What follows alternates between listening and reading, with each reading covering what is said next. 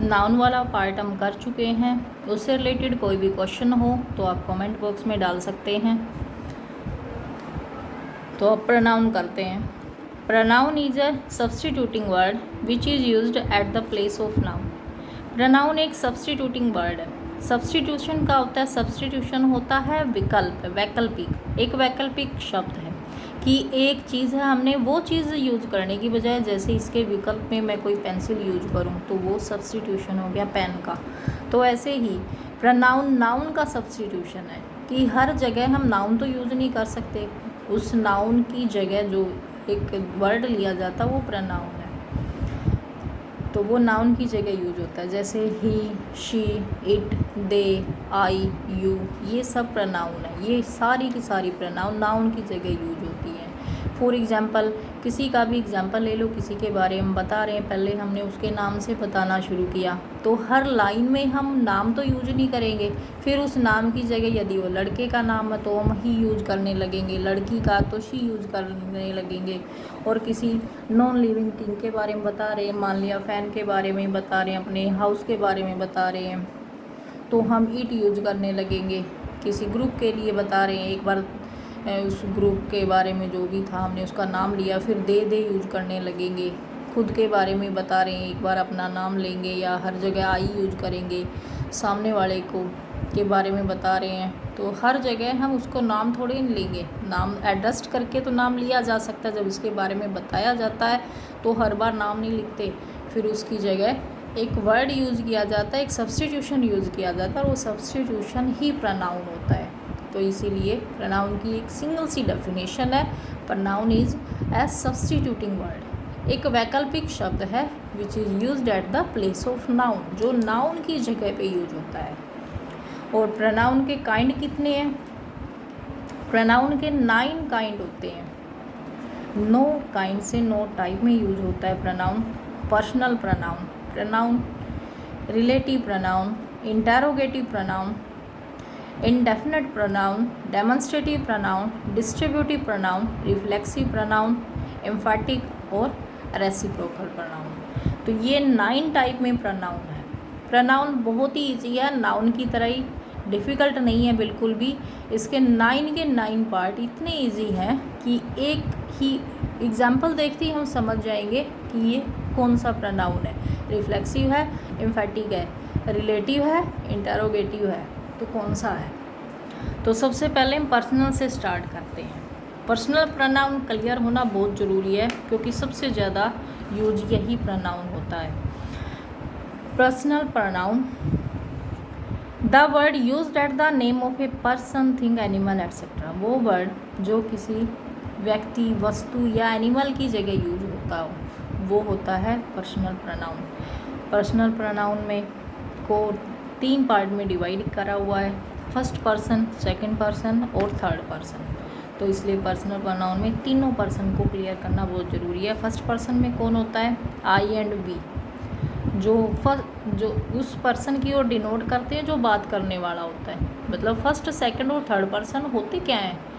First person होता है जो बात कर रहा है, जैसे मैं मतलब मैं हम किसके लिए यूज करते हैं? हम खुद के लिए करते हैं। खुद जब हम बात कर रहे होते हैं तो मैं हम खुद को ही कहेंगे ना कि मैं ये कर रही हूँ, हम ये कर रहे हैं। यदि हम सिंगल के लिए यूज करेंगे तो मैं, और उसी में हम पूरे ग्रुप को शामिल करेंगे तो हम बोलेंगे वी मतलब हम। इसीलिए जो पर्सन स्पीकिंग, जो बात करने वाला व्यक्ति है वो खुद के लिए या खुद के साथ दूसरों को भी शामिल करके बोलेगा तो वो वी बोलेगा।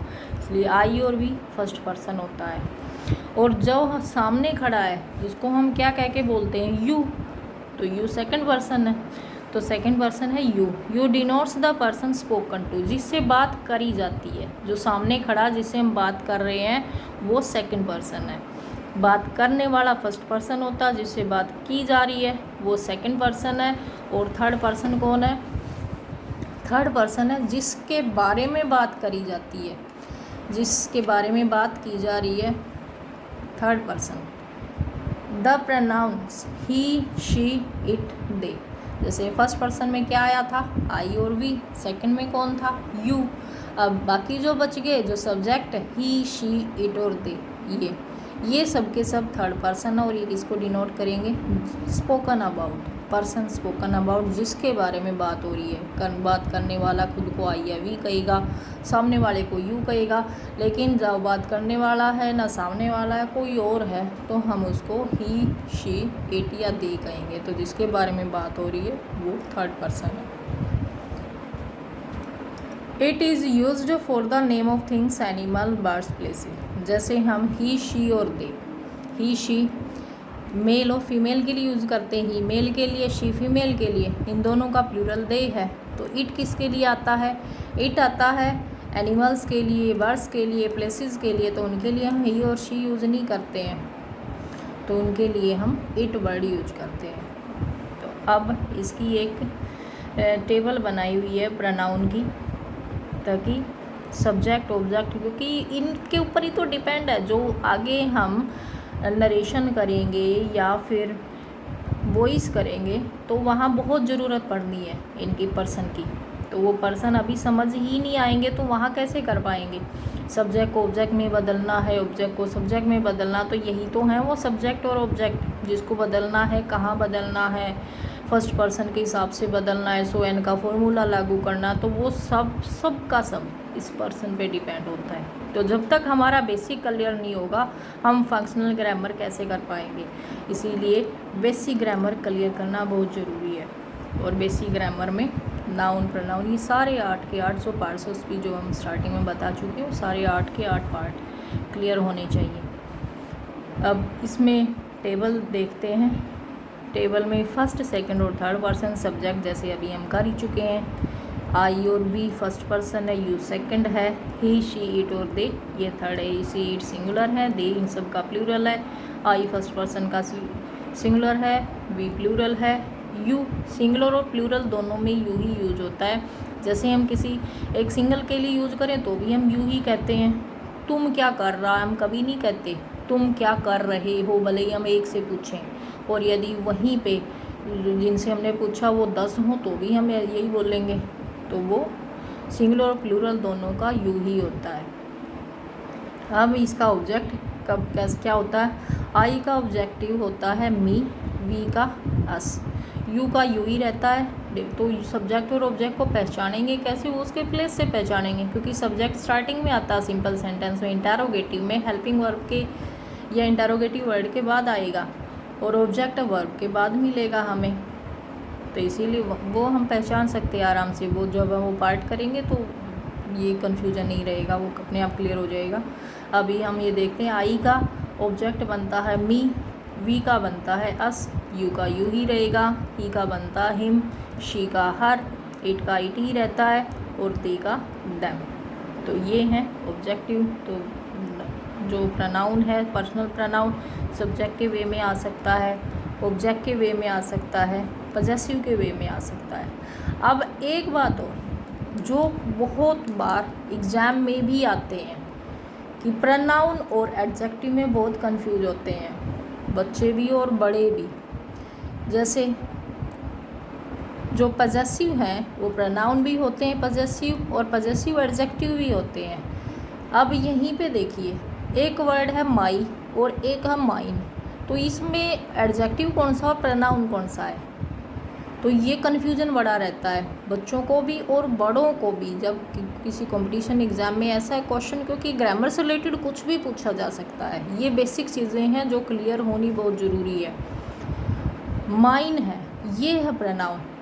एडजेक्टिव जो माई है वो एडजेक्टिव है। एडजेक्टिव क्यों है, एडजेक्टिव तो विशेषता बताने वाले होते हैं। जब हम एडजेक्टिव करेंगे तब और क्लियर होगा ये, लेकिन थोड़ा सा अभी कन्फ्यूजन क्लियर करने के लिए ज़रूरी है, इसलिए बताते हैं। ये कभी अकेला नहीं आ सकता।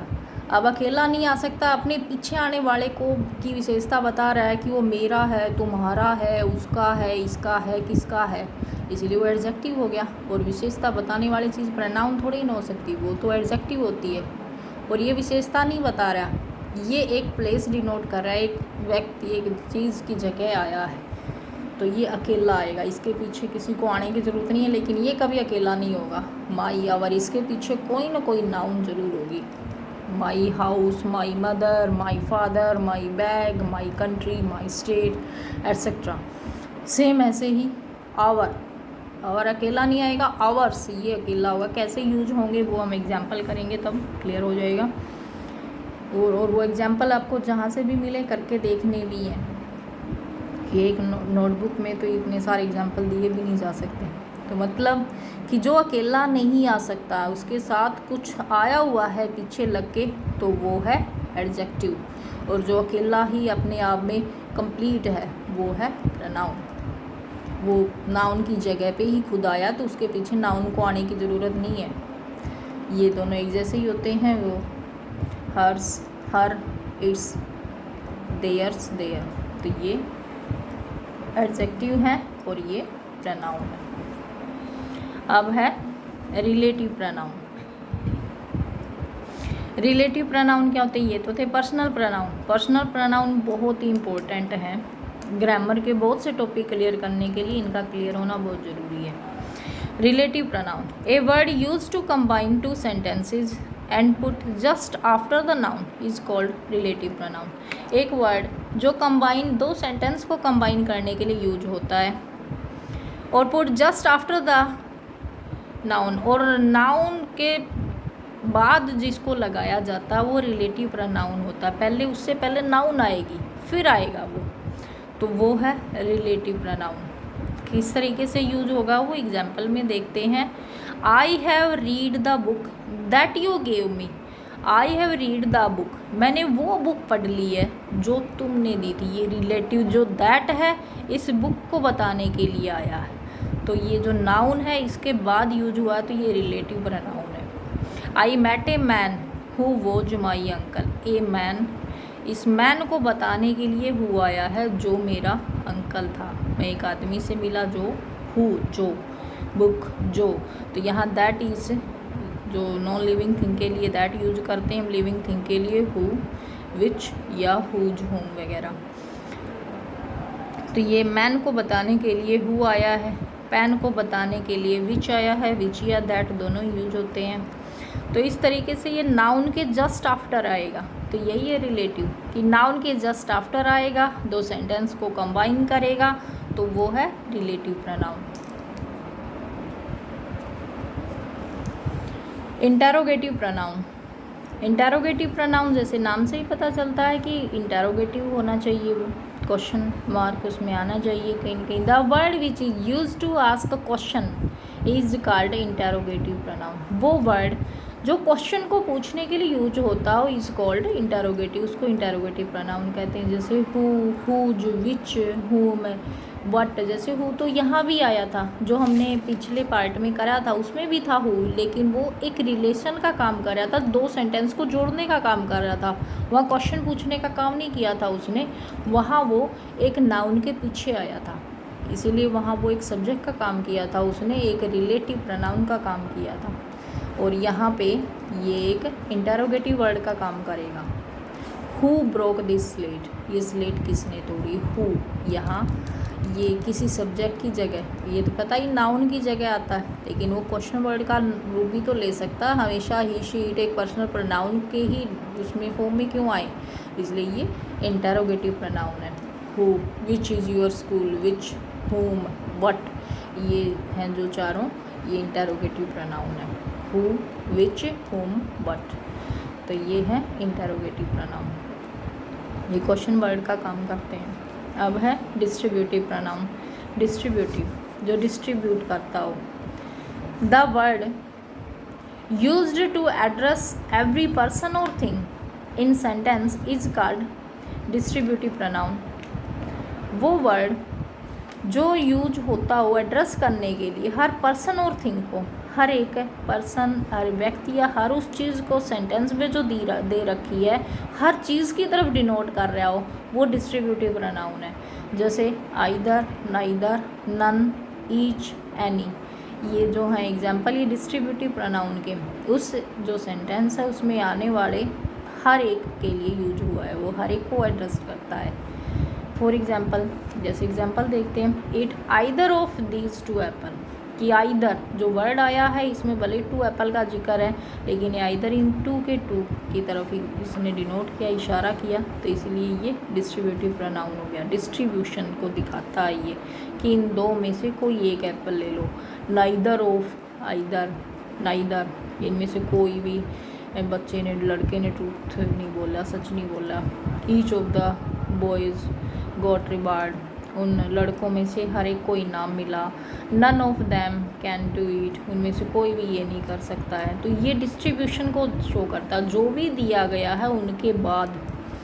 तो इसमें एक चीज़ दिख रही हो कि ये either of, neither of, each of, उसके आगे दी गई है चीज़ें, इनको डिनोट कर रहा है। आइदर ऑफ, आइदर और नाइदर हमेशा दो में से ही यूज होता है, तो ये हमेशा आगे जो भी चीज़ होगी वो दो में से ही होगी।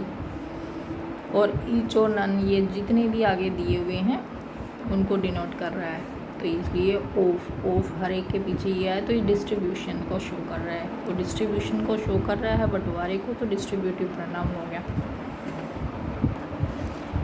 अब हमारा नेक्स्ट पार्ट है डेमोन्स्ट्रेटिव प्रोनाउन। डेमोन्स्ट्रेटिव प्रोनाउन कि वो उस चीज़ को दिस दैट इस तरीके से डेमोन्स्ट्रेशन करेगा, उसकी तरफ इशारा करेगा कि ये है, वो है, यहाँ है।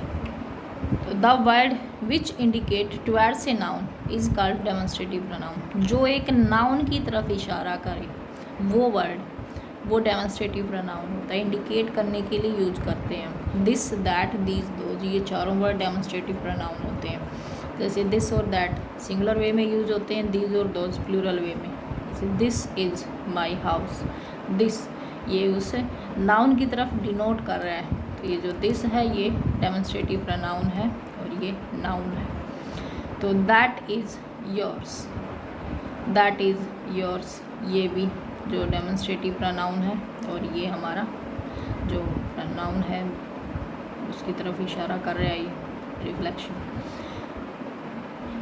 पॉजेसिव की तरफ।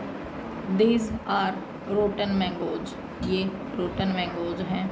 दीज प्लूरल, दोज प्लूरल, तो ये दोनों सिंगुलर हैं, ये दोनों प्लूरल हैं। तो दिस, दैट, दीज, दोज, तो ये जो हैं ये डेमोन्स्ट्रेटिव प्रोनाउन होते हैं। इंडेफिनिट प्रोनाउन, इनडेफिनिट जो डेफिनेट ही नहीं है तो वो प्रोनाउन, वो इंडेफिनिट प्रोनाउन होता है, जो निश्चित ही नहीं है।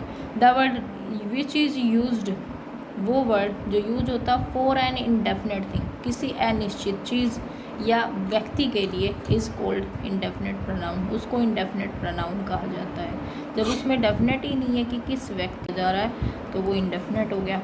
जैसे सम, हमने कहा कुछ, फ्यू कुछ, मैनी बहुत सारे, ऑल सब, समबडी कोई, वन एक, तो यहाँ कुछ बहुत, तो यहाँ ये डेफिनेट नहीं है कि कुछ कितने, कुछ का मतलब कितने, तो कितने तो नहीं आया यहाँ पे, तो इसीलिए ये इनडेफिनेट हो गया कि जब तक एग्जैक्ट नहीं पता है तो वो इंडेफिनेट ही है, निश्चित ही है, और अनिश्चित है तो इंडेफिनेट में आ गया, तो इंडेफिनेट प्रोनाउन। जैसे one should do once duty, किसी को भी अपनी ड्यूटी करनी चाहिए, तो यहाँ वन बता नहीं रहा किस वन की बात हो रही है, तो ये सबको, या तो मान लो सभी को डिनोट कर रहा है कि सबको अपनी ड्यूटी करनी चाहिए, तो वो सिर्फ हम मान सकते हैं है तो इंडेफिनेट ही कि किसकी बात हो रही है। सम सिट, सम स्टैंड, कुछ बैठते हैं, कुछ खड़े रहते हैं, तो सम सिट, यहाँ भी कुछ कुछ, तो यहाँ भी डेफिनेट नहीं है कि बात किसकी हो रही है। फ्यू, ये भी डेफिनेट नहीं है। ऑल, ये भी डेफिनेट नहीं है। तो ये चीज़ें, ये जो इंडेफिनेट जो प्रोनाउन है वो सब्जेक्ट का ही काम कर रही है, लेकिन ये इंडेफिनेट प्रोनाउन है, ये ना पर्सनल है, ना इंटेरोगेटिव है, ना रिलेटिव, जैसे बीच में ही आता है, डिस्ट्रीब्यूटिव के तुरंत बाद ऑफ आता है, तो इस तरीके से ये इंडेफिनेट प्रोनाउन हो गया। अब रिफ्लेक्सिव प्रोनाउन, रिफ्लेक्सिव प्रोनाउन में क्या आता है, द वर्ड विच शोज, वो वर्ड जो शो करता हो इफेक्ट ऑफ वर्क और ऑन प्रोनाउन, प्रोनाउन कौन, डूअर, काम करने वाला, वो वर्ड जो प्रभाव काम करने वाले पे दिखा रहा हो, नॉट एनी अदर, किसी और पे ना दिखा रहा हो, वो रिफ्लेक्सिव प्रोनाउन होता है। जैसे my self, him self, your self, तो इस तरीके के जो ये वर्ड हैं, तो उसने जो डूअर है, प्रोनाउन है, उसके ऊपर जो असर दिखाता है, उसके ऊपर इफेक्ट दिखाता है, वो होता है रिफ्लेक्सिव प्रोनाउन। एग्जाम्पल देखो, my self, himself, your self etcetera. Your self की जैसे इसमें यूअर सेल्फ भी होता है, यूअर सेल्फ्स भी होता है। जैसे हमने यू को पढ़ा था प्रोनाउन में, यू सिंगुलर प्लूरल दोनों वे से यूज होता है। तो यूअर सेल्फ जब अब सिंगल के लिए यूज करते हैं, यूअर सेल्फ यूज करते हैं किसी एक व्यक्ति के लिए, और जो वही यू बहुत सारों के लिए यूज हो रहा है तो यूअर सेल्फ्स में आता है, SELVES। जैसे इसके एग्जाम्पल देखते हैं हम रिफ्लेक्सिव प्रोनाउन के। I have written the letter myself, मैंने ये लेटर माई सेल्फ मैंने खुद लिखा है। तो ये आई के ऊपर जो ये प्रभाव है ये माई सेल्फ का, इसके ऊपर डिनोट हो रहा है। मंजू डिसीव्ड हर सेल्फ, इसका डूअर के ऊपर, डूअर में सिर्फ प्रोनाउन जरूरी नहीं है, नाउन भी तो हो सकता है, इसीलिए डूअर लिखा था। तो ये मंजू नाउन है, तो ये her self, Manju deceived her self, Manju ने खुद को ही धोखा दिया, तो ये इसको डिनोट कर रहा है। वी हिड आवर सेल्स, हमने खुद को ही छिपा लिया। तो ये जो प्रभाव है, जो इफ़ेक्ट है, वो डूअर पे पड़ता हो जिसका, तो वो मतलब सेल्फ और सेल्फ्स वाला, इसको हम आराम से पहचान सकते हैं। लेकिन रिफ्लेक्सिव और एम्फेटिक लगभग एक जैसे ही होते हैं, इन दोनों में डिफरेंस क्या है वो देखते हैं अभी हम। इसके जस्ट आफ्टर हम एम्फेटिक को ही करते हैं। हाँ जी, ये है एम्फेटिक प्रोनाउन। एम्फेटिक प्रोनाउन में भी वही सेल्फ वाला ही आएगा, लेकिन बहुत मज़ा आता है इसको पढ़ने में, और इससे रिलेटेड क्वेश्चन मैंने बहुत सारे पेपरों में देखा हुआ है, कॉम्पिटिटिव एग्ज़ाम में ख़ास तौर पे। एम्फेटिक और रिफ्लेक्सिव प्रोनाउन में जो डिफरेंस है बहुत ही ईजी है उस डिफरेंस को समझना। Emphatic pronoun, the word which used to put stress on impression is called emphatic pronoun. वो वर्ड जो यूज होता है स्ट्रेस और इम्प्रेशन शो करने के लिए, वो एम्फेटिक प्रोनाउन है। वो तो इफ़ेक्ट दिखाता है डूअर पे, ये उस पर स्ट्रेस दिखाता है, स्ट्रेस उसके जस्ट आफ्टर यूज होगा, मैंने खुद, उस पर स्ट्रेस दिखाएगा, थोड़ा इम्प्रेशन बहुत ज़्यादा दिखाएगा उस पर, इसलिए एम्फेटिक। एम्फेटिक का मतलब ही होता है जोरदार, जैसे एम्फेटिक एडवाइस, जोरदार सलाह, तो उस पर स्ट्रेस दिखाने के लिए यूज होता है ये। वही सेम उसी के तरीके से ही है, लेकिन यूज थोड़ा सा डिफरेंस है, डिफरेंट वे से होता है इसका। जैसे आई माई सेल्फ डिड इट, उसमें क्या था, आई डिड इट माई सेल्फ। यदि यही सेंटेंस हम ऐसे लिखें, ये माई सेल्फ यहाँ आने की बजाय यदि यहाँ आ जाए तो ये रिफ्लेक्सिव प्रोनाउन बन जाएगा, लेकिन ये आई के जस्ट आफ्टर आया तो ये एम्फेटिक प्रोनाउन बन गया है। आई माई सेल्फ डिड इट, मैंने खुद किया इसको। साउंड लगभग एक जैसी ही होती है और देखने में भी एक जैसे ही लगते हैं, लेकिन डिफरेंस क्या है, ये स्ट्रेस बनाने के लिए जस्ट आफ्टर आया है, वो इफ़ेक्ट दिखाने के लिए जो ऑब्जेक्ट है उसके बाद आता है। तो I myself did it, I did it myself होता तो रिफ्लेक्सिव होता है। तो बस यही है डिफरेंस इन दोनों में।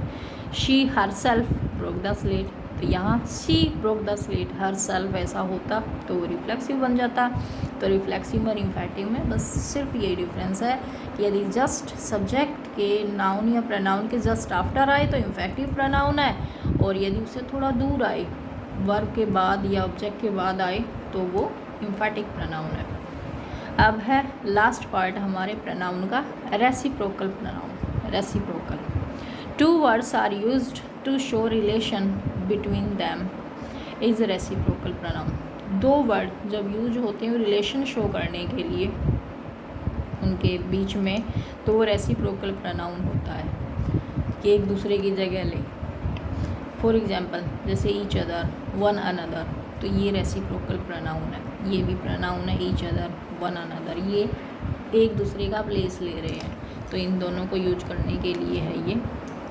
They hate each other, the student helped one another, तो ये वर्ड है हमारे रेसिप्रोकल प्रोनाउन के example, each other, one another.